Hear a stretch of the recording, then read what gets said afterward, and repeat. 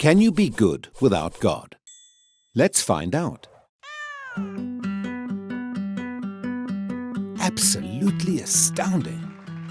There you have it. Undeniable proof that you can be good without believing in God. But wait, the question isn't, can you be good without believing in God? The question is, can you be good without God? See, here's the problem. If there is no God, what basis remains for objective good or bad, right or wrong? If God does not exist, objective moral values do not exist. And here's why. Without some objective reference point, we have no way of saying that something is really up or down. God's nature provides an objective reference point for moral values. It's the standard against which all actions and decisions are measured. But if there's no God, there's no objective reference point. All we're left with is one person's viewpoint, which is no more valid than anyone else's viewpoint. This kind of morality is subjective, not objective. It's like a preference for strawberry ice cream. The preference is in the subject, not the object. So it doesn't apply to other people. In the same way, subjective morality applies only to the subject. It's not valid or binding for anyone else. So, in a world without God, there can be no evil and no good, nothing but blind, pitiless indifference. God has expressed His moral nature to us as commands. These provide the basis for moral duties. For example, God's essential attribute of love is expressed in His command to love your neighbor as yourself. This command provides a foundation upon which we can affirm the objective goodness of generosity, self-sacrifice, and equality. And we can condemn as objectively evil greed, abuse, and discrimination. This raises a problem.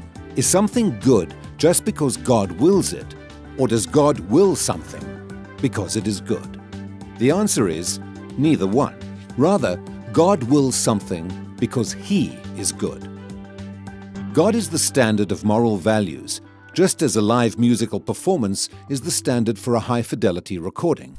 Without your love. The more a recording sounds like the original, the better it is. Likewise, the more closely a moral action conforms to God's nature, the better it is. But if atheism is true, there is no ultimate standard. So there can be no moral obligations or duties. Who or what lays such duties upon us? No one. Remember, for the atheist, humans are just accidents of nature, highly evolved animals. But animals have no moral obligations to one another. When a cat kills a mouse, it hasn't done anything morally wrong. The cat's just being a cat. If God doesn't exist, we should view human behavior in the same way. No action should be considered morally right or wrong. But the problem is, good and bad, right and wrong, do exist. Just as our sense experience convinces us that the physical world is objectively real, our moral experience convinces us that moral values are objectively real. Every time you say, "Hey, that's not fair, that's wrong, that's an injustice," you affirm your belief in the existence of objective morals. We're well aware that child abuse, racial discrimination, and terrorism are wrong for everybody, always. Is this just a personal preference or opinion? No. The man who says that it is morally acceptable to rape little children is just as mistaken as the man who says 2 + 2 = 5. What all this amounts to, then, is a moral argument for the existence of God.